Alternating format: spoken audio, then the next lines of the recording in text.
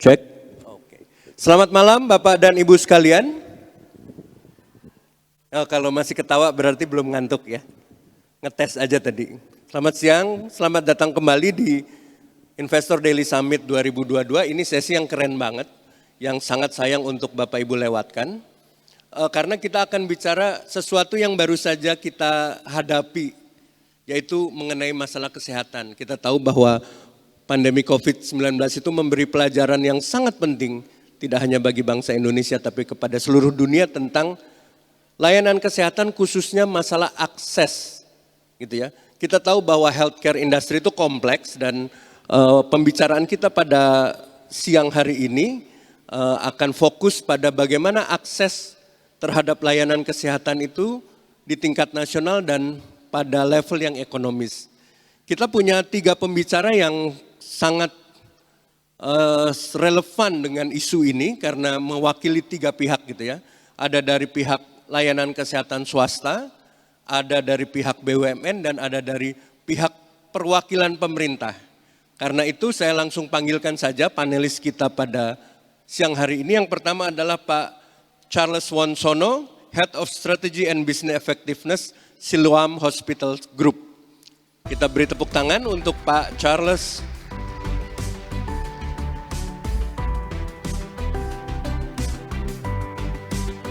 Thank you Pak. Selanjutnya ada Pak Onesti Bashir, orang telco yang kesasar di kesehatan ya Pak ya. Tapi kesasar di jalan yang benar ini Pak. Kami panggilkan Pak Onesti Bashir, CEO PT Bio Farma.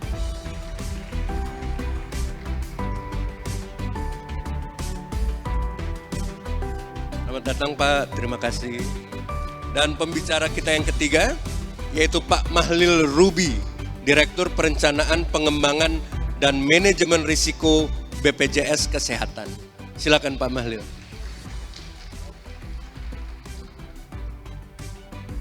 Kalau Pak Mahlil ini dokter ya Pak ya. Terima kasih Pak, silakan.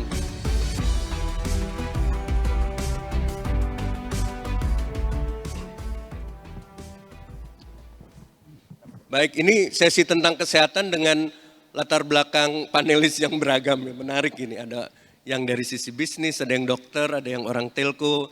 Saya lebih sering jadi pasien dokter ya. Oke, kita mengikuti urutan aja dari panitia yang sudah disusun dalam tor yang bagus. Kita akan mendengarkan cerita transformasi karena ketiga panelis kita pada siang hari ini mewakili 3 domain yang sangat penting di dalam satu ekosistem layanan kesehatan. Apalagi ketika kita membicarakan soal akses gitu ya.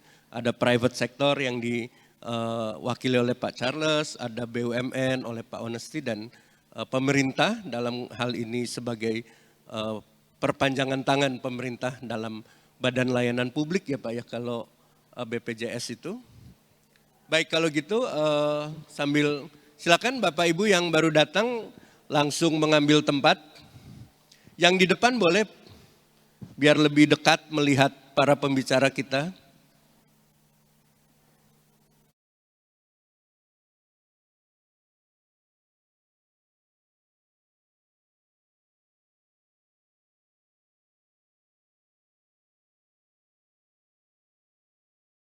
Siloam Group gitu yang sudah hadir di Indonesia kalau tidak salah atau dengan nama Siloam itu dari tahun 96 ya Pak ya?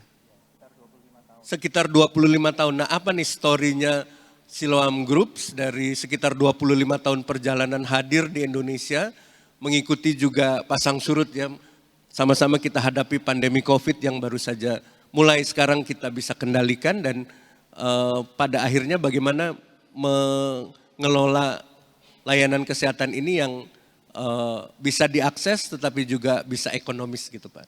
Silakan Pak Charles. Ada waktu timernya biar tapi langsung aja Pak nanti timernya nyala sendiri. Okay. Silakan Pak Charles. Ya, selamat siang. Terima kasih Pak Dadi dan juga terima kasih Pak Onesti Bashir dan juga Pak Dr. Mahlil Ruby.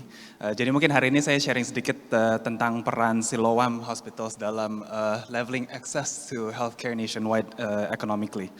Jadi Siloam Hospitals itu memang mempunyai komitmen untuk menyediakan pelayanan yang profesional, Oh, dan juga berkualitas bagi masyarakat di Indonesia.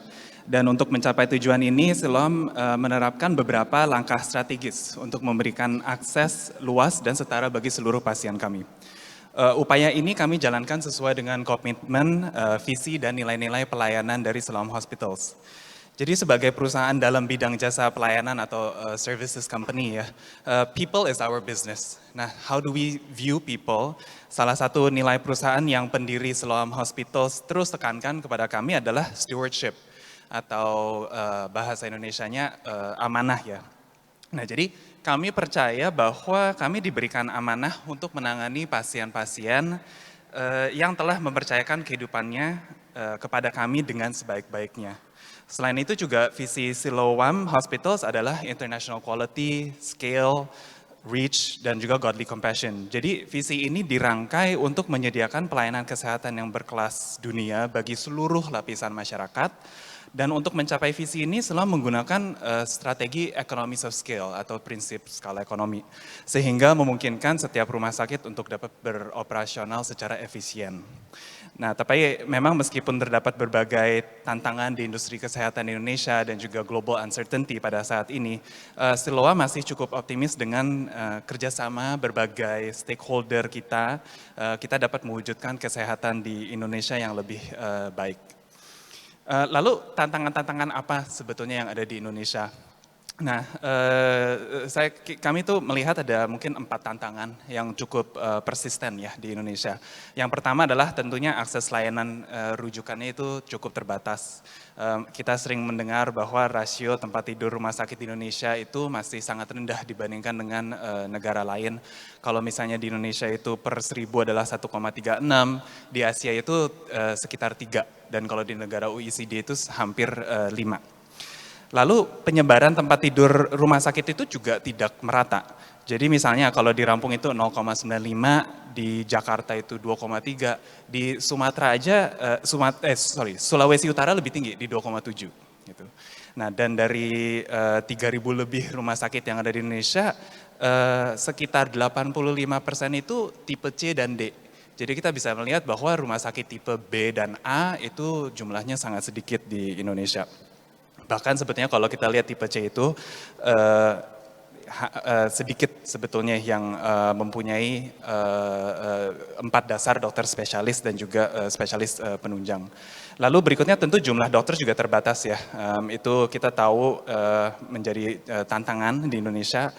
Dan kalau misalnya kita melihat sebetulnya target pemerintah kalau nggak salah untuk 2025 adalah 0,28 per 1000 populasi, itu kita butuhkan hampir sekitar 33.000 dokter spesialis di dalam 3 tahun ke depan ini. Sementara di setiap tahunnya Indonesia hanya menggraduatekan sekitar 2.600-2.900 dokter spesialis di Indonesia per tahunnya. Dan tentunya balik lagi dokter spesialis itu juga tidak merata ya. Tentunya banyak sekali di DKI Jakarta, tetapi kalau kita lihat sampai ke Papua dan Sulawesi itu dikit sekali. Mutu dari rumah sakit juga belum terstandarisasi. Jadi hanya sekitar 80% rumah sakit Indonesia yang baru terakreditasi. Dan juga tentunya yang keempat adalah akses layanan kesehatan ya. Jadi memang kita tahu di Indonesia tingkat penetrasi asuransi itu sangat rendah. Kita itu baru sekitar 1,6% dari total GDP dibandingkan dengan Singapura itu bisa sampai 11% dan juga Thailand, Malaysia itu sekitar 5%. Dan ini tentunya membatasi akses masyarakat ke layanan kesehatan di Indonesia. Tetapi untungnya atau fortunately bagi Indonesia ya kita ada BPJS Kesehatan di mana cakupannya tadi bicara dengan Dr. Mahlil itu sudah hampir sekitar 90% penduduk di Indonesia ya. Jadi ini benar-benar sangat membantu masyarakat Indonesia. Nah, melihat tantangan-tantangan tersebut, apa yang Siloam telah lakukan? Jadi salah satu cara yang kita lakukan adalah ya terus membangun dan juga meningkatkan jumlah jaringan rumah sakit dan juga klinik Siloam di Indonesia.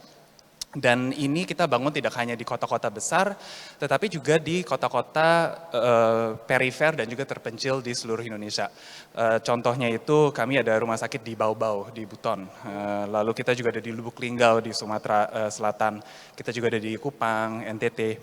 Dan di Papua itu kami mengoperasikan 7 klinik. Dan 7 klinik ini bukan di kota besar ya, seperti Jayapura atau Sorong, tetapi adalah benar-benar di dalam pedalaman, di pegunungan di Papua. Kami tidak hanya membangun, tapi kita juga melengkapi rumah sakit kami itu dengan peralatan medis. Jadi seperti CT scan, MRI, hemodialisa, cath lab. Dan kenapa kita mau melakukan ini adalah untuk memberikan akses kepada masyarakat supaya mereka dapat ditangani. Dan mereka tidak perlu dirujuk ke kota-kota besar seperti Jakarta, Surabaya, atau Makassar untuk mendapatkan pelayanan kesehatan tersebut. Dan tentunya berkat juga dengan dukungan dari BPJS Kesehatan, banyak sekali dari peralatan medis ini dapat digunakan oleh masyarakat lokal di rumah sakit kami. Ketiga itu kita juga merekrut dan juga melatih tenaga medis dan kita juga melakukan program rotasi sebetulnya. Jadi minggu lalu itu kami baru melakukan Executive Leadership Forum untuk Siloam, jadi 41 unit kami itu kumpul di Jakarta. Total 41 unit di seluruh 41 Indonesia. rumah sakit di Indonesia. Termasuk yang di bau-bau itu? Termasuk yang di bawah itu oke. 41 unit. Nah, jadi dari 41 itu kita kumpul di Jakarta, kita diskusi tentang clinical program dan bagaimana kita dapat meningkatkan pelayanan kami di seluruh Indonesia. Dan waktu ditanya berapa banyak dari peserta Executive Leadership Forum itu yang berasal dari kota Jakarta, Surabaya, Makassar, yang sekarang sudah ditempatkan di kota-kota lain, itu banyak sekali yang angkat tangan. Jadi memang program rotasi ini kita lakukan untuk supaya mereka dapat impart knowledge dan juga meningkatkan keterampilan dari tenaga medis dan manajemen kota setempat ya. Selain itu kita juga mengembangkan program training secara online bagi staff-staff kami juga. Jadi memang kita bisa lihat Siloam tuh sering masuk dan juga melakukan investasi di daerah di mana infrastruktur itu belum ada. Dan kami mengambil resiko untuk incur years of losses, tetapi dalam melakukan itu Siloam dapat menjadi catalyst. Nah, kita dapat menjadi katalis untuk apa? Untuk pengembangan daerah tersebut. Dan itu dengan menarik talenta ke area remote atau terpencil tersebut. Kita juga mendorong bekerja sama dengan pemerintah untuk membangun infrastruktur di area tersebut. Dan kita juga partner dengan stakeholder lokal. Tapi tentunya meskipun dengan berbagai tantangan ya yang dihadapi, kami yakin dan kami juga percaya pemerintah telah melakukan banyak sekali upaya dalam memeratakan akses kesehatan di Indonesia. Dan Siloam sebagai private player kesehatan Indonesia, kami terus berkomitmen untuk mendukung berbagai upaya tersebut. Terima kasih. Baik, aplaus untuk Pak Charles Wonsono. Tadi kita sudah lihat, ternyata Siloam itu yang kalau di Jakarta kelihatannya keren tuh udah sampai bau-bau. Dari mana lagi Pak yang jauh-jauh tadi? Lubuk Linggau, Sumatera Selatan ya, dan di Papua gitu. Jadi ada dicari satu equilibrium antara tadi amanah gitu ya dan pertimbangan-pertimbangan bisnis, sehingga sebagai private sector Siloam juga berpartisipasi di dalam peningkatan akses layanan kesehatan di Indonesia. Oke, itu cerita dari Siloam mewakili private sector di dalam industri kesehatan Indonesia. Nah, sekarang kita mau dengar ceritanya Pak Onesti yang baru saja, atau kita tahu bahwa Bio Farma tengah menjalani satu transformasi besar gitu. Dari yang tadinya mungkin kita kenal identik dengan produsen vaksin ya Pak ya, berbagai vaksin, kemudian kini menjadi satu holding yang menyediakan layanan end-to-end, layanan kesehatan gitu, baik dari servisnya bahkan sampai farmasi dan seterusnya. Nah, kita dengar langsung aja dari pelakunya ini. Ada Pak Onesti dari Bio Farma. Silakan Pak. Terima kasih Pak Dadi, yang terhormat para narasumber, Pak Mahlil, Pak Charles, dan juga para audiens yang ini. Assalamualaikum warahmatullahi wabarakatuh. Jadi mungkin saya sedikit memperkenalkan ya, memang Bio Farma sejak 2020 kita sudah mendapat penugasan dari Kementerian BUMN untuk menjadi holding farmasi. Jadi memang ada beberapa perusahaan BUMN farmasi yang tadinya secara operasi terpisah, itu memang bergabung menjadi bagian dari holding farmasi, yaitu Bio Farma sendiri. Di samping sebagai holding, dia juga sebagai operating company untuk yang produk-produk vaksin dan antisera. Dan kita juga punya Kimia Farma, ini juga yang cukup lengkap dari sisi value chain farmasinya, mulai dari R&D sampai ke layanan. Dan nanti kita akan fokuskan dia di sektor ini. Dan yang terakhir itu Indofarma. Indofarma ini mirip dengan Kimia Farma, tapi nanti pada saat kita transformasi dia akan fokus ke portofolio medical device dan juga produk natural ataupun herbal. Nah kalau kita ngelihat sebenarnya dari potensi apapun aset yang dimiliki holding farmasi ini sangat lengkap ya. Karena kita memiliki sekian banyak pabrik production dan juga jaringan-jaringan yang tersebar seluruh Indonesia. Sebagai contoh, pabrik aja kita memiliki 12 pabrik lebih kurang. Baik yang untuk vaksin maupun yang chemical dan juga yang untuk herbal. Jaringan apotek mungkin Bapak Ibu tahu sendiri Kimia Farma Apotek itu jaringan yang terbesar lah. Sampai 1.200 offline store kita miliki. Dan juga jaringan-jaringan layanan klinik pratamanya yang sampai ke 600 jaringan. Distribusinya hampir semua provinsi, kota besar 48 lebih kurang, dan juga lab klinik yang sampai ke 60-70 jaringan. Nah sebenarnya inilah yang jadi pemikiran dulu kenapa pada saat kami dapat amanah untuk membentuk holding ini. Kita ngelihat bahwa memang sektor healthcare di Indonesia ini memang sangat fragmented gitu ya. Dan semuanya berjalan sendiri-sendirinya tidak terintegrasi. Ini yang dan teruji pada saat pandemi kemarin, saya setuju yang sampaikan Pak Dadi di awal tadi bahwa memang pandemi itu memberikan pembelajaran yang luar biasa betapa banyaknya permasalahan di sektor kesehatan ini yang harus kita perbaiki ya. Resiliensi Indonesia, tapi ini tidak hanya Indonesia aja kan, seluruh dunia juga akibatnya mereka juga diuji dengan pandemi ini, nggak ada yang benar-benar mengatakan dirinya paling siap menghadapi pandemi, karena pandemi ini meluluh lantakkan semua paradigma, sehingga saya pernah mengatakan, jadi Chief Transformation Officer di dunia ini ya pandemi gitu loh. Itu dia merubah semua aspek kehidupan kita. Nah inilah yang menjadi arah transformasi kita, bagaimana ekosistem yang fragmented ini setidak-tidaknya di BUMN itu bisa kita integrasikan. Inilah arahnya yang kita ke depan. Dan modalnya cukup bagus. Kenapa? Karena value chain yang kami miliki sekarang itu juga cukup lengkap ya. Mulai dari R&D, manufacturing, distribution, layanan, apotek, lab klinik, dan juga sebagian dari sisi asuransi kesehatan juga kita miliki. Sehingga kalau ini bisa kita integrasikan, inilah sebenarnya yang kita inginkan, bagaimana membentuk ekosistem healthcare di Indonesia yang terintegrasi. Dan saya pikir ini akan mampu menjawab 3 pertanyaan besar selama ini yang kalau kita tahu pemerintah Presiden sudah mencanangkan 3 program utama. Yang pertama adalah masalah food security, yang kedua health security, dan masalah energy security. Nah, bicara tentang health security ini adalah menurut saya ini memang ekosistemnya harus kita tata karena kita menjawab 3 pertanyaan, 3A kalau saya bilang. Yang pertama untuk availability, apakah ketersediaan produk dan layanannya bisa ya didapat. Dan accessibility sesuai dengan tema kita, kemudahan untuk mengakses semua produk dan layanan itu. Dan terakhir 3A terakhir itu adalah masalah affordability, masalah harganya terjangkau oleh enggak. Nah menurut saya inilah menjadi pertanyaan utama yang menjadi arah dari transformasi yang kita lakukan di holding. Sehingga ke depan memang holding ini kita akan integrasikan ya.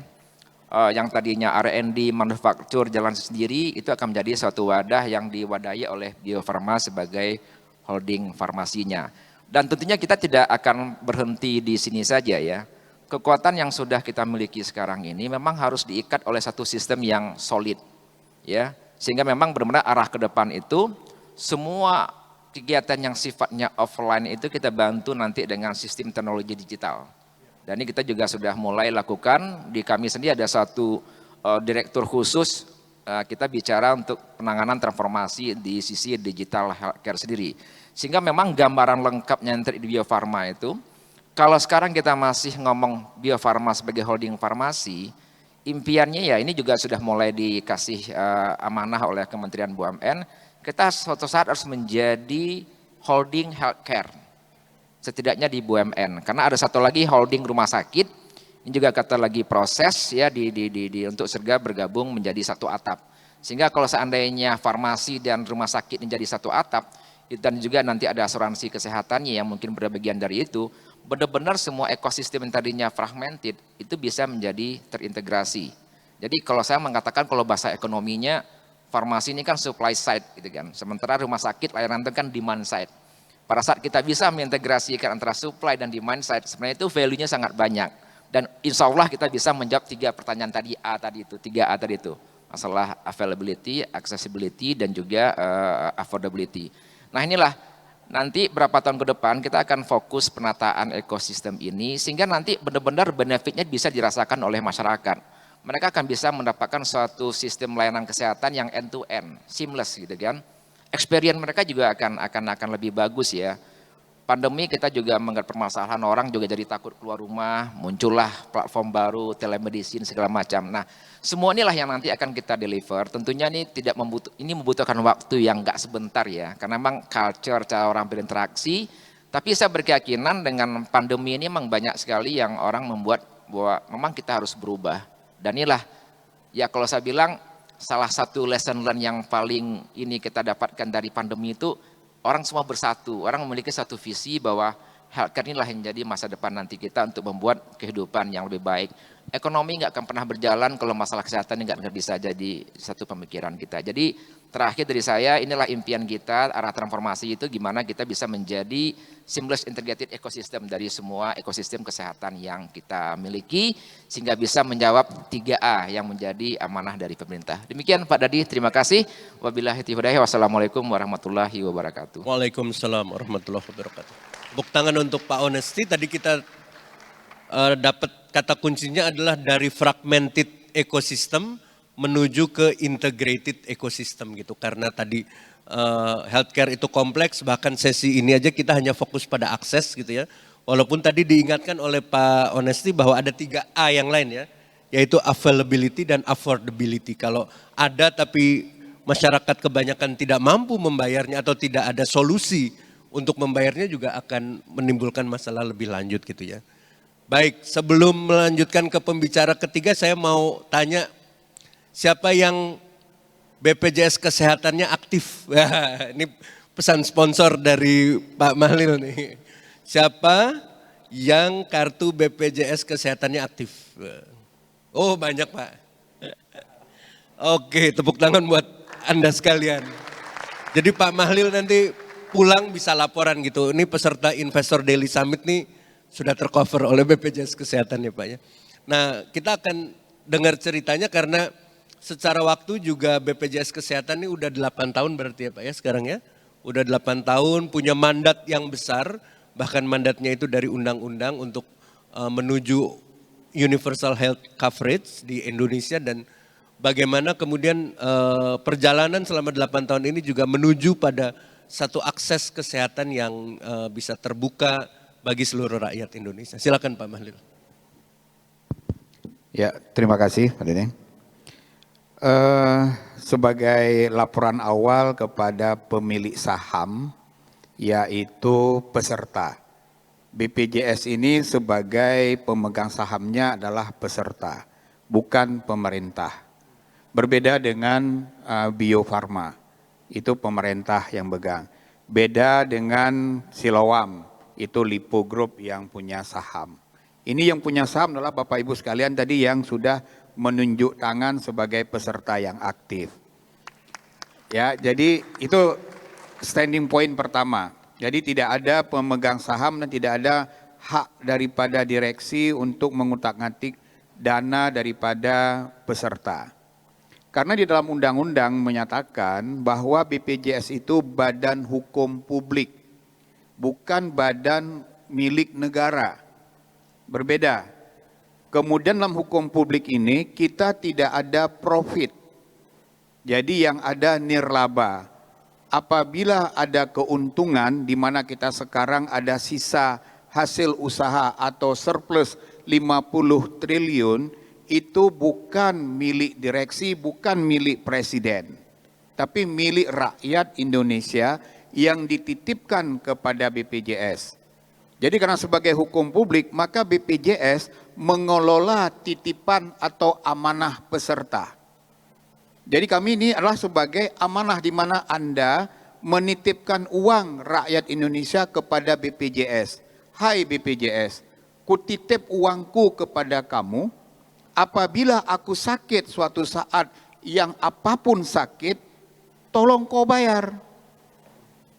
Ya, jadi itu. Jadi tidak ada nih milik ini, walaupun BPJS bertanggung jawab langsung kepada Presiden. Jadi tidak kepada Menteri Kesehatan, tidak kepada Menteri BUMN, jadi kita langsung kepada Presiden.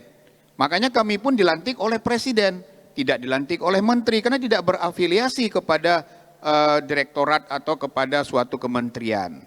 Nah, di situ kenapa dibentuk? Karena kita mengelola uang rakyat. Jadi oleh karena itu maka sebagai pemegang saham, yaitu memang adalah rakyat itu sendiri. Pemerintah membayar kepada BPJS, kebetulan dia memiliki dua kewajiban. Kewajiban pertama diamanahkan oleh Undang-Undang Dasar bagi orang miskin dan tidak mampu dibiayai oleh negara, maka iuran yang untuk orang miskin dibayarkan ke BPJS. Yang kedua, karena dia sebagai majikan, di mana PNS atau ASN sebagai majikan, dia pemerintah majikan, maka pemerintah membayarkan iuran sebagai kewajiban dia. Jadi yang ada di BPJS bukan APBN. Tidak ada, nggak ada kaitannya. Kalau surplus bagaimana? Dinikmati nggak sama direksi? Tidak, direksi nggak nikmati, direksi cuma kalau disuruh di direksi nggak ada. Direksi hanya mengambil, hanya gaji dengan operasional cost, hanya 2,81% dari total iuran yang kami terima tahun berjalan. Jadi tahun ini kami memprediksi sekitar 140 triliun pendapatannya. Hitung saja 2,81% daripada operasional kami. Di situ termasuk semuanya. Di mana kami harus mengoperate 141 cabang, 13 wilayah, kemudian dengan 12.000, 13.000 daripada tenaga kerja atau karyawan. 8.000 karyawan yang permanen sebagai karyawan BPJS. Nah, oleh karena itu sekarang kita sudah mengelola 240 juta nama yang ada di BPJS. Maka pertanyaan tadi, ada 210 juta yang aktif. Artinya dari 240 ada yang aktif 210 juta, ada 30 juta yang tidak aktif. Nah, kalau mereka tidak aktif, karena tujuan diberdirikannya BPJS tadi adalah apabila kita sakit, tidak sampai mengalami hambatan finansial ketika berhadapan dengan Pak Charles nantinya. Ya, kenapa? Kalau enggak nanti Pak Charles akan, wah ini operasi jantung butuh 150 juta, 200 juta. Itu suka-suka Pak Charles menentukan tarif. Sampai hari ini tarif di fasilitas kesehatan enggak jelas siapa yang tentukan. Tapi kita BPJS tidak. Kita makanya tadi bukan payer, Pak Hanes. Kita purchaser. Kita yang mengatur, kami mau bayar Anda sekian, mau enggak? Kalau enggak ya sudah, enggak apa-apa. Tapi kita sudah hitung. Tapi kami tetapkan begini-begini yang kami bayar. Kalau yang asuransi swasta enggak demikian. Dia ngikutin apa maunya rumah sakit.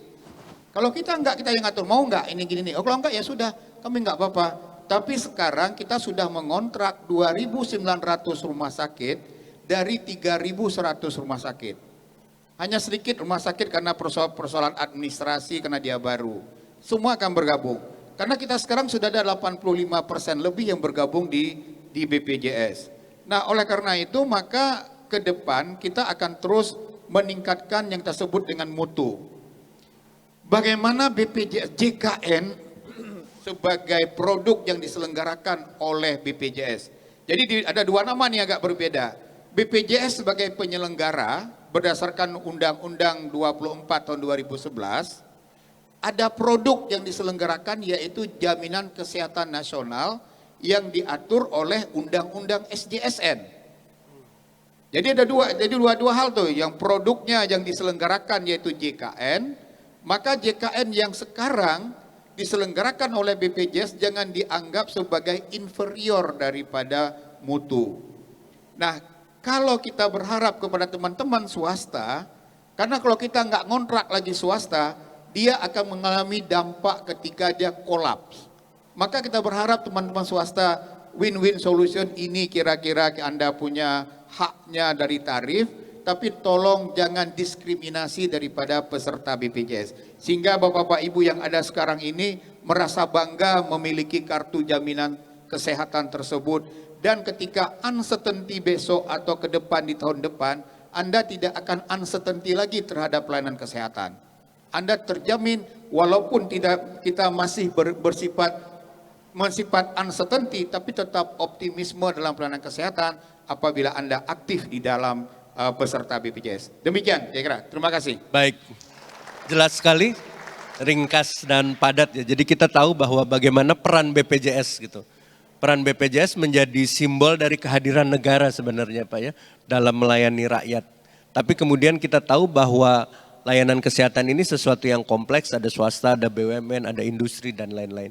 Nah kita akan ngobrol nih, nyambung dari apa yang disampaikan oleh Pak Mahlil tadi ke Pak Charles. Bagaimana kemudian sinergi nih antara swasta, pemerintah, BUMN yang dalam bayangan Pak Charles sebagai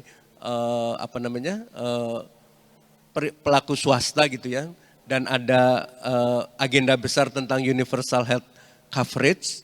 Nah, saling mengisinya bagaimana nih menurut Pak Charles? Silakan Pak. Oh ya, terima kasih Pak.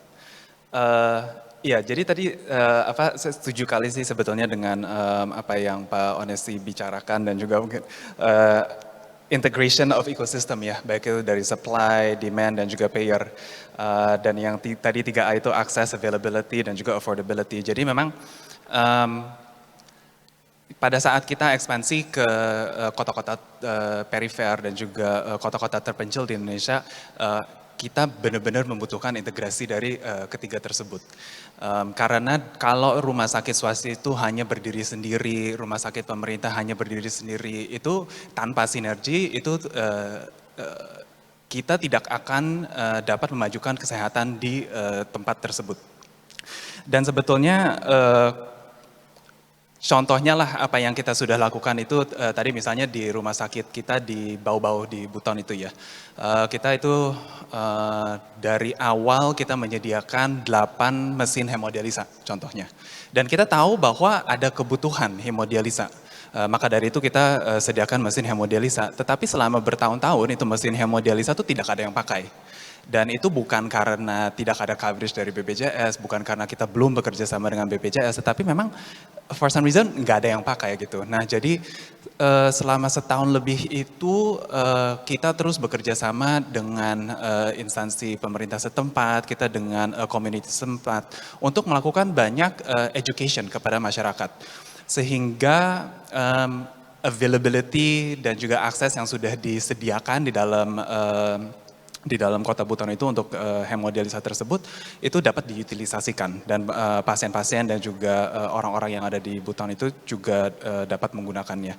Dan akhirnya itu that works, sinergi kita dengan RSUD setempat dan juga dengan BPJS itu sehingga sekarang 8 mesin itu kapasitasnya full dua shift per hari, dan itu kita sebetulnya juga dalam beberapa bulan ke depan ini juga pikir sebenarnya mau ekspansi lagi karena memang again kebutuhannya itu ada.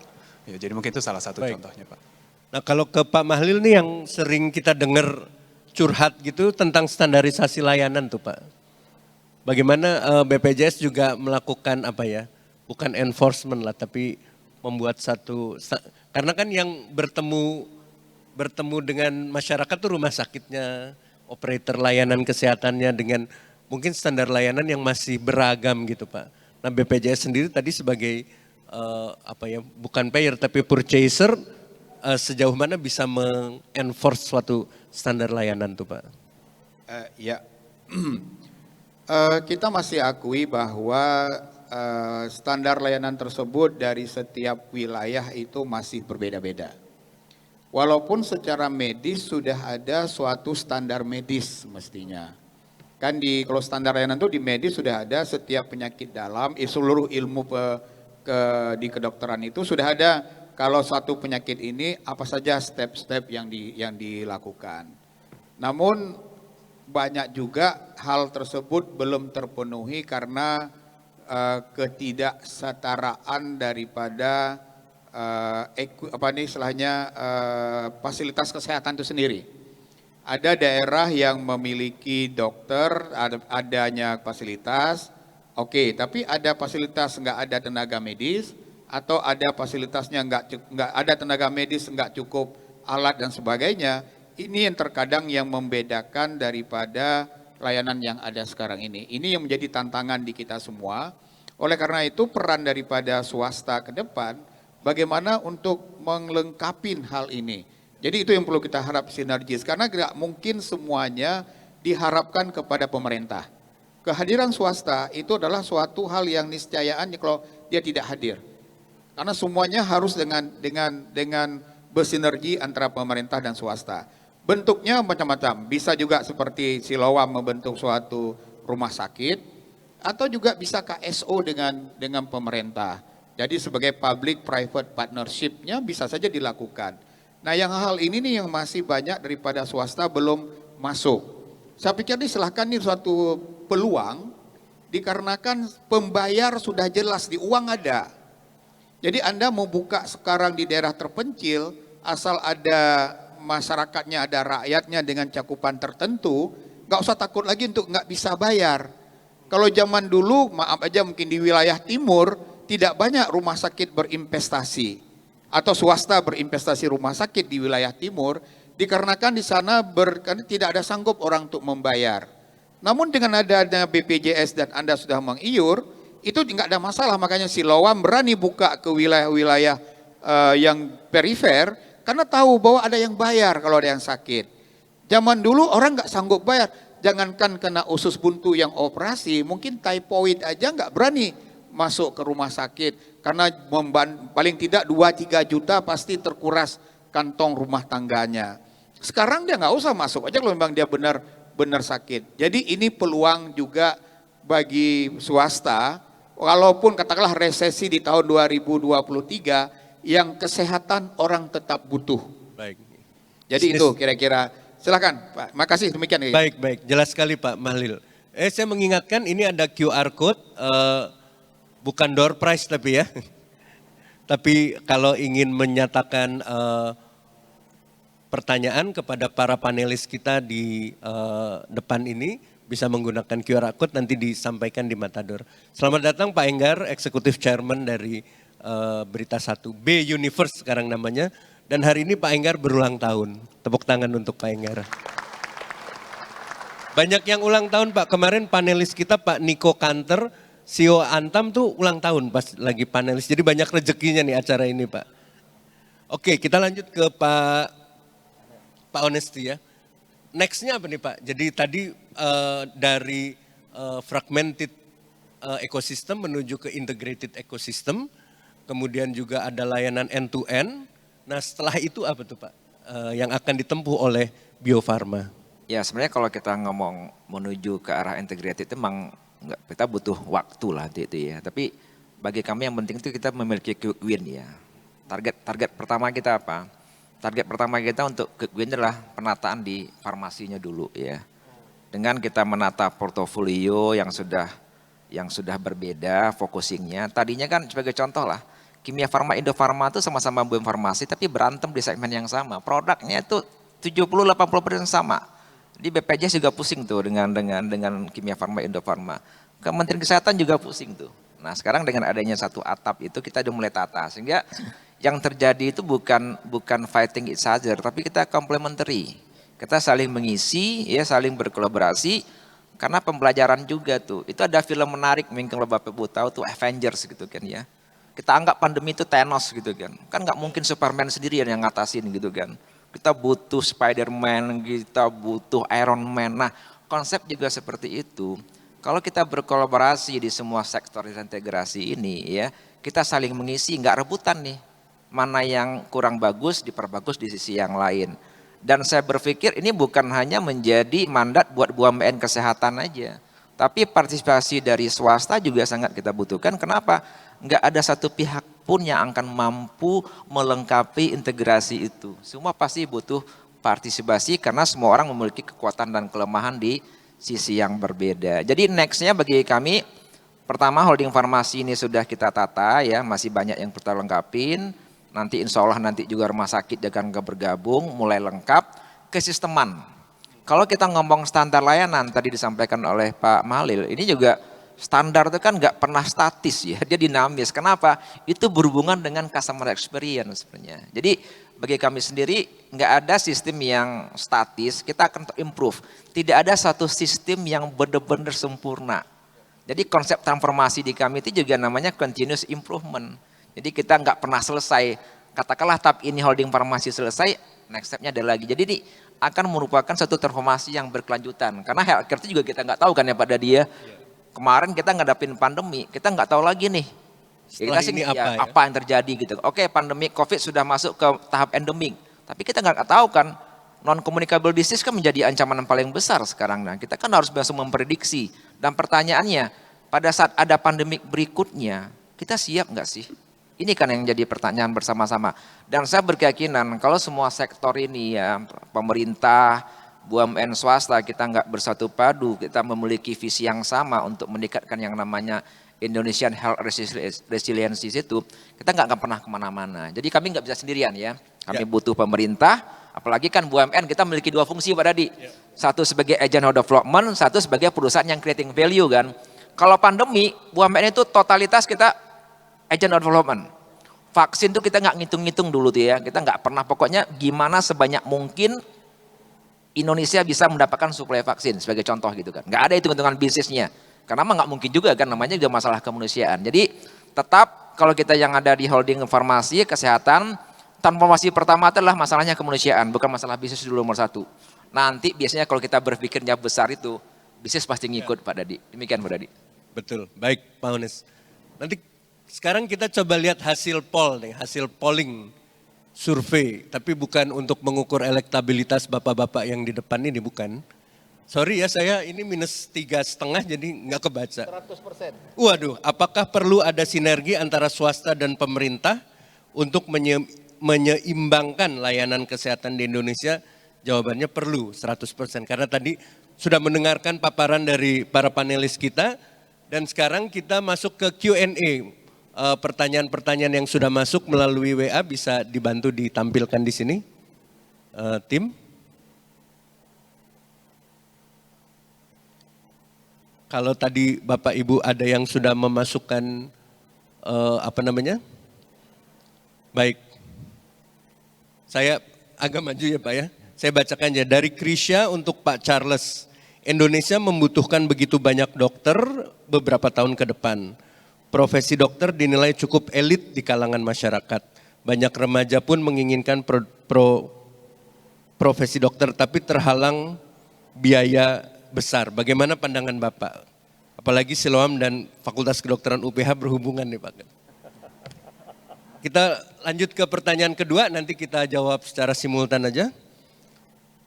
Untuk Pak Honesty, kapan holding healthcare di BUMN akan rampung? Walaupun tadi udah ada jawabannya bahwa ini adalah continuous improvement, mungkin nanti Pak Honesty bisa share milestone-nya Pak. Ya. Kemudian ke Pak Charles lagi nih, apakah ke depan Siloam berencana memperluas jaringan rumah sakit di kelas B dan C? Apa inovasi baru dari Siloam? Satu lagi siapa tahu ada buat Pak Mahlil. Oh, ada untuk Pak Mahlil. Apa ada rencana untuk menyederhanakan proses klaim BPJS? Nah, itu menarik sekali nih. Selama ini cukup sulit dan prosesnya dinilai panjang karena pengurusan dokumen.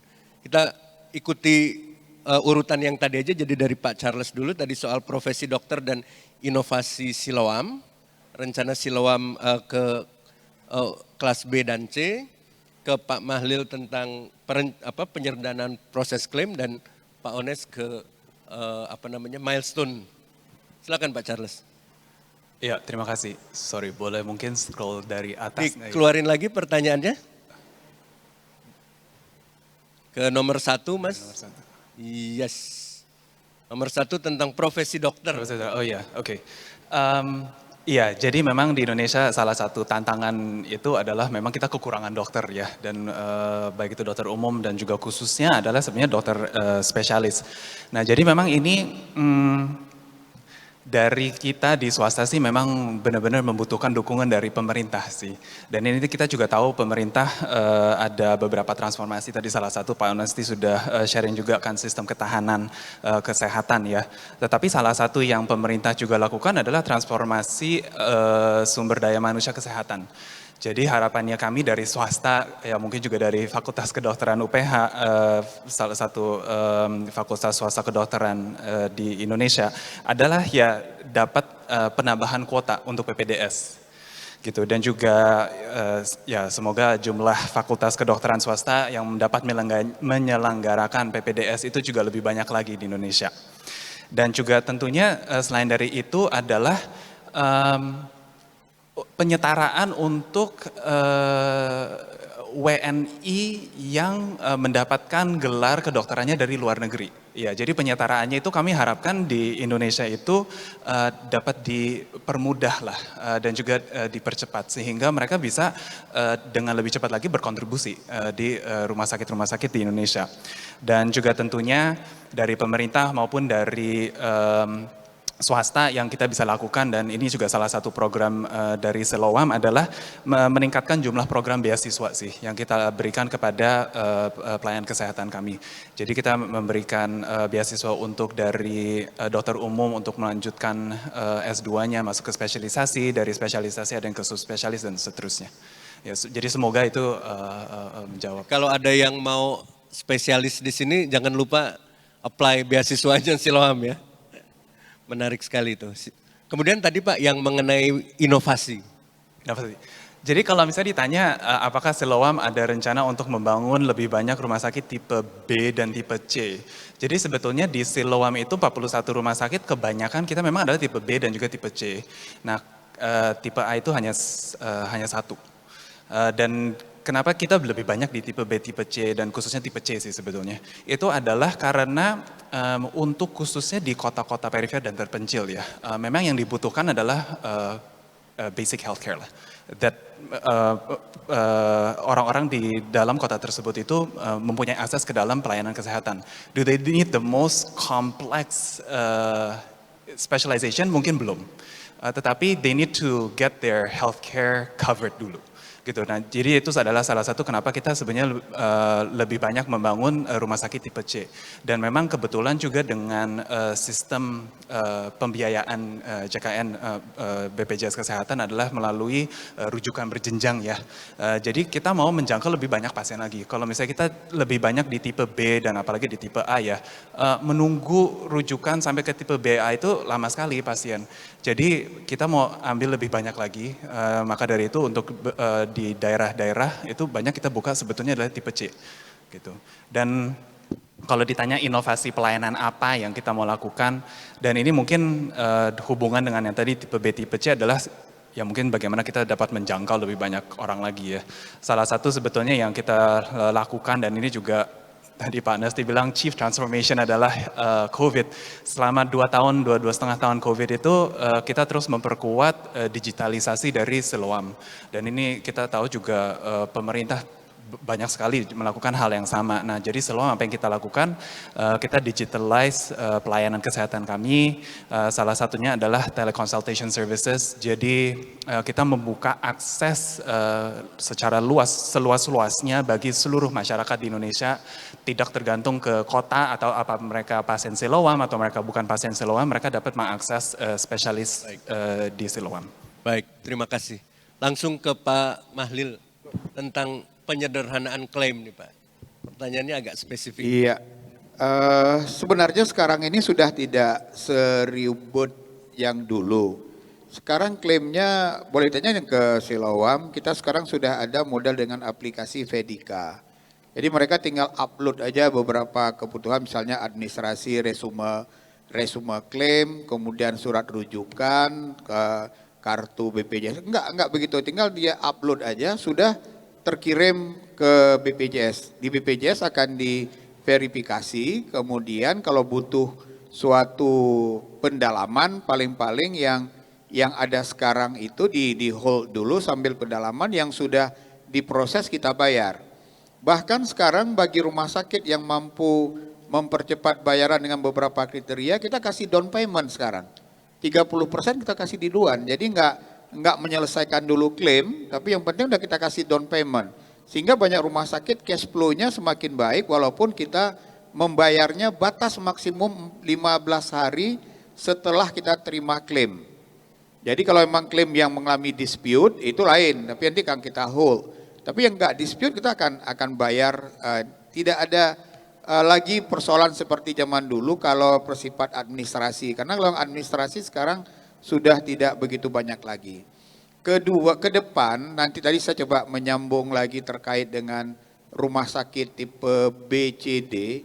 Kalau berdasarkan peraturan pemerintah nomor 47 tahun 2021, rumah sakit nanti tidak dibedakan A, B, C, D lagi. Nanti rumah sakit dibedakan ABCD, tidak seperti sekarang. Dibedakan ABCD hanya tempat tidurnya. Jadi bukan jumlah spesialisnya sekian. Nah, di situ tersirat bahwa nanti kami pun akan bayar rumah sakit mau tipe B, tipe C, tipe D atau mungkin tipe A walaupun A jarang di suatu wilayah, itu sesuai sama kompetensinya nantinya. Misalnya di rumah sakit di Jakarta ini ada kompetensinya semua bisa usus buntu. Jadi masyarakat tidak harus kita minta dulu ke D, baru ke C, baru ke B. Yang penting sekarang harganya kita tentukan, silahkan masyarakat pilih mana rumah sakit yang menurut dia dekat, cepat, dan bagi dia itu puas dengan rumah sakit tersebut. Jadi apabila ada rumah sakit nanti mendiskriminasi peserta JKN atau peserta BPJS, maka rumah sakit tersebut yang akan tidak pilih peserta itu sendiri, itu rakyat. Bukan BPJS yang akan menghentikannya. Itu kira-kira ke depan perubahan yang bakal kita sekitar 2-3 tahun ke depan. Karena tahun-tahun depan ini kami baru mencoba uji coba dulu. Jadi ada perubahan loncatan-loncatan transformasi daripada sistem kesehatan. Kemudian saya tambahkan sedikit tadi tentang pengalaman pandemi. Kita menunjukkan kita masih sedikit kurang mandiri daripada sistem kesehatan kita. Saya secara pribadi sangat berharap ke Bio Farma itu menjadi sebagai kemandirian kita. Terutama kita untuk buat obat. Karena banyak sekali high cost-nya pricing di Indonesia itu antara 30-40% itu larinya ke komponen obat. Kalau kita bisa produksi sendiri obat, maka itu komponen biaya untuk daripada biaya produksi pelayanan kesehatan itu jauh menurun antara 15-20%. Maka kita tarif yang ada sudah memadai. Belum lagi terkena impor barang mewah yang kita berharap Bio Farma menjadi sebagai inisiator ketahanan daripada sistem kesehatan kita. Maka sangat berharap holding itu bisa mengarah ke situ. Ya, terima kasih. Saya kembali. Nah, langsung kita tanya. Jadi Bio Farma sebagai motor dari kemandirian kesehatan kita nih. Silakan Pak Ones. Terima kasih. Saya terima amanahnya Pak Malil. Ini juga amanah yang diberikan oleh pemerintah atau melalui Kementerian BUMN kepada kami. Baik, jadi kalau kita kembali ke pertanyaan, kapan sih holding healthcare ini bisa terbentuk? Ya jujur saya mengatakan kalau hanya sekedar bentuk holding, nanti bergabung satu atap itu gampang sekali. Itu kan masalah struktur aja ya, masalah permodalan aja. Sekarang yang belum masuk ke kita, kan holding rumah sakit. Ya kita tinggal chip ini selesai, tapi kita nggak mau seperti itu. Kita harus kembali ke pertanyaan 3 tadi itu. Apakah benar ya dengan holding healthcare terbentuk ini masalah availability, masalah accessibility, masalah affordability bisa terjawab. Nah sehingga memang nggak gampang sebenarnya. Tantangan pasti semuanya akan kita hadapkan ketiga pertanyaan 3A tadi itu. Sehingga yang kami lakukan sekarang itu kita bertahap. Kita sekarang coba lihat pain problem lah kalau kita ngomong di rumah sakit. Apa sih pain problem mereka selama ini gitu kan. Mungkin sebagai salah satu contoh, mohon maaf kalau saya kurang akurat ya. Saya ketemu dengan beberapa direktur rumah sakit BUMN. Permasalahan mereka pertama apa? Satu, inventory obat. Ya. Inventory tinggi, tapi kadang-kadang mereka rawat inap, rawat jalan, obat nggak ada. Ya kan? Jadi ada mismatch antara kebutuhan dengan supply-nya. Artinya apa? Formularium gitu kan. Apakah benar-benar kita ini sudah memiliki formularium standar? Karena apa? Nanti juga implikasinya ke BPJS gitu kan ya Pak Malil ya. Nah kami coba melihat ya, setiap kita mau melakukan suatu transformasi, transformasi itu harus bisa menjawab pain problem dari sektor itu apa dulu. Jadi ini yang kita lakukan sekarang Pak Dadi, jadi kita diskusi dengan teman-teman rumah sakit BUMN, pain problemmu apa dalam jangka pendek apa, jangka menengah apa, jangka panjang pertama. Nanti kita bikin formulasi, kita bikin konsepnya, kita bikin roadmap-nya, itu menjawab apa enggak. Tapi saya juga tahu kita nggak akan bisa membentuk suatu sistem yang benar-benar sempurna, sophisticated, nggak mungkin lah, omong kosong lah itu. Nah makanya saya ngomong ke teman-teman saya, kita ngomong transformasi di healthcare ini, itu ibarat kita bisnis kereta apinya harus jalan, relnya juga harus ditambah terus. Jadi ini harus paralel nih, nggak mungkin kereta apinya berhenti stop ataupun layanannya stop, terus kita transformasi, nggak mungkin. Semuanya harus berjalan paralel. Relnya kita bangun, kereta apinya juga harus jalan terus. Konsep inilah, makanya kita kembali ke yang tadi itu. Apa nih pain problemnya apa? quick win-nya apa? Sekarang kita ngelihat, oke, kita coba lihat formularium dulu nih. Habisnya apa? Habis masalah data exchange pada data kesehatan. Ini kan juga masing-masing rumah sakit ya. Ini mohon maaf ya, ini juga experience dari saya juga pasien, keluarga saya, teman-teman saya juga. Sekarang kalau kita harus ke rumah sakit, tesnya itu kalau kita pindah second opinion ke tempat yang lain, itu dites lagi. Kita ibarat kelinci percobaan. Pertanyaan kan sederhana, bisa nggak kita bikin suatu medical record yang bisa diakses oleh semua? Ini nggak gampang gitu kan ya. Sama karena ya mohon maaf aja juga ada bisnisnya di kesehatan gitu kan. Oh kalau pasien saya lari ke tempat lain kan juga saya kehilangan pelanggan gitu kan. Nah persepsi seperti inilah yang seharusnya kita samakan dulu nih. Jadi nggak gampang memang. Konsep kita ingin menjadikan holding healthcare, ini saya nggak belum ngomong swasta nih. Even di BUMN pun kita masih kesulitan menyamakan persepsi antara teman-teman di farmasi dengan teman-teman di rumah sakit. Tapi insya Allah lah kan kalau yang di BUMN kan ini kan dari kementerian sama juga Kementerian Kesehatan, kementerian juga ada satu paham nih, satu visi mereka nih. Kita pelan-pelan lah, tapi yang penting quick win-nya apa? Kalau target holding healthcare-nya sendiri, saya berani mengatakan 2023 insya Allah kita terbentuk holding healthcare. Tapi kan yang bawahannya ini nih, yang masalah operasional yang tadi itu, apakah benar-benar bisa menjawab 3 pertanyaan tadi? Sekali lagi saya ulang, masalah availability, accessibility, dan affordability. Itulah tantangan sebenarnya yang harus kita jawab pada saat kita ingin sampai membentuk holding healthcare, sehingga benefitnya itu yang tadi seamless integrity itu benar-benar dirasakan oleh masyarakat. Baik, oke, seru banget dan kita banyak dapat pelajaran dari panel diskusi kita pada siang hari ini ya. Jadi tadi poin pertama adalah bagaimana mewujudkan integrated ecosystem untuk menjawab 3 pertanyaan utama dari layanan kesehatan. Yaitu availability tersedia, kemudian accessibility bisa diakses, dan affordability mampu dapat dijangkau. Dan dapat dijangkau tadi jawabannya adalah tidak harus masyarakat yang membayar karena sudah ada satu sistem jaminan kesehatan nasional di mana sudah ada yang membayar, tinggal nanti pengelolaan yang lebih baik. Nah karena waktu kita terbatas, saya mau minta closing statement dari masing-masing panelis kita pada siang hari ini. Ke depan gimana nih Pak untuk masalah tadi menjawab bagaimana akses yang lebih baik bagi seluruh masyarakat gitu. Baik bagaimana peran swasta, kemudian juga ada BPJS dan BUMN. Silakan Pak Charles. Terima kasih Pak. Iya jadi kita sebagai salah satu grup kesehatan swasta di Indonesia itu sih kita benar-benar sangat mendukung program pemerintah, dan kita juga tahu pemerintah di dalam beberapa tahun ke belakang itu sudah benar-benar mentransformasikan kesehatan di Indonesia, dan masih banyak lagi program yang akan dilaksanakan yang tadi dari Dr. Mahlil dan juga Pak Onosti sudah lakukan.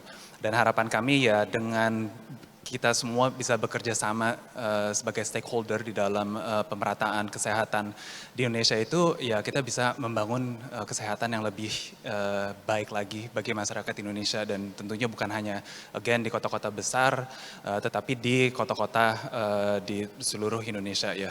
Dan semoga integrasi dari ekosistem ini baik dari melalui private public partnership itu semua bisa dilakukan dengan lancar dan juga dengan cepat. Ya Pak, terima kasih. Baik, terima kasih Pak Charles. Pak Mahlil? Saya pikir adalah kolaborasi dan sinergi menjadi sesuatu yang harus kita kuatkan pada masa mendatang agar tidak ada sesuatu. Kita janganlah menjadi kompetisi, tetapi kita berkolaborasi itu jauh lebih baik dalam menjaga ketidakpastian masa datang. Kemudian kita terus berinovasi sebagai jawaban kita atas adanya perubahan zaman yang mesti kita jaga, karena kalau kita ingin sustainability. Dan yang ketiga adalah kepercayaan menjadi salah satu hal yang perlu kita jaga, di mana reputasi juga menjadi bahagian daripada investasi kita di masa depan. Demikian, terima kasih Pak.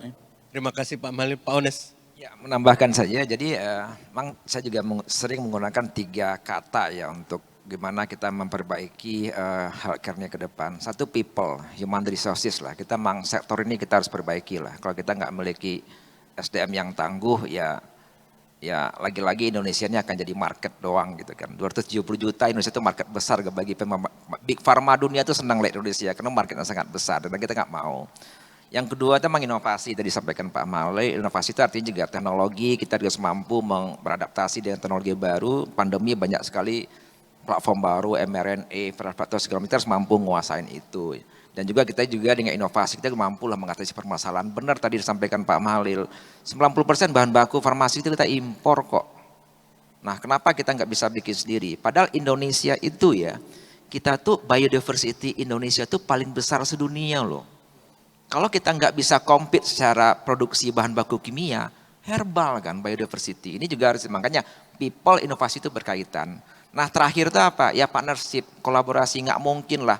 Pembelajaran pandemi ini kalau dunia yang nggak berkolaborasi, lembaga riset nggak, dulu kita kenal yang konsepnya triple helix, pentahelix, apalah namanya itu, saya pikir itu ini memang harus ada suatu hal yang kita yakinin sama-sama, kalau bersama kita pasti bisa.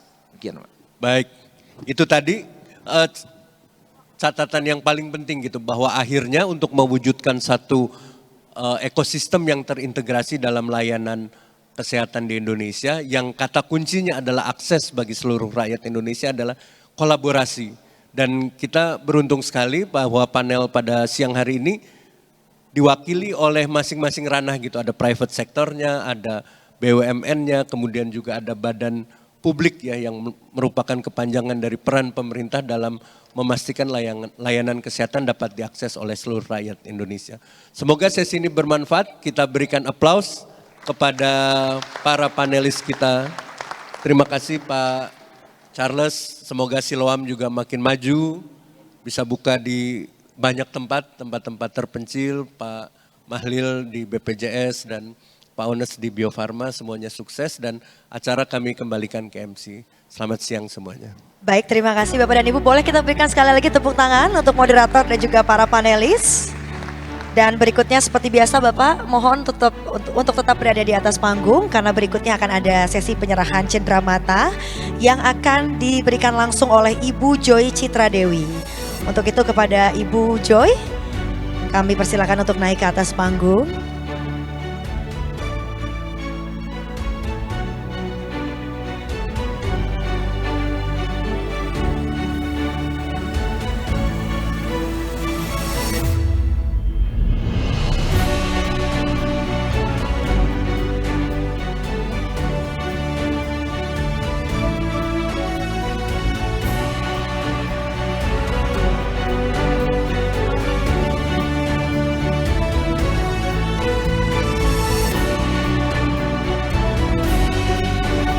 Ibu Joy silakan bergabung di tengah-tengah untuk berfoto bersama dengan para panelis dan juga moderator kita untuk sesi kali ini. Ya, kami mengundang juga kehadiran Pak Enggar Tias Solukita. Silakan Bapak untuk bergabung.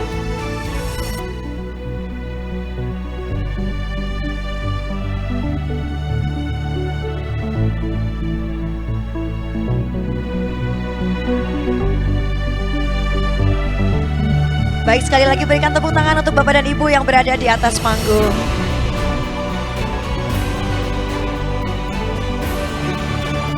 Ya, tentunya kami ucapkan juga terima kasih kepada para pihak yang sudah mendukung terselenggaranya Investor Daily Summit 2022. Kami ucapkan terima kasih kepada Bank Negara Indonesia selaku sponsor platinum kami, dan juga kepada Telkom Indonesia, kepada Telkomsel, kepada Sritex, PLN, Siloam Hospital, Pupuk Indonesia, Eria, Intibios, Daria Varia, dan juga terima kasih kepada rekan-rekan media dan juga community partner. Baik Bapak dan Ibu, sesaat lagi kita akan bersama-sama untuk mendengarkan special remarks yang akan disampaikan oleh Menteri Investasi Republik Indonesia. Namun kita masih menunggu, untuk itu kami akan kembali sesaat lagi.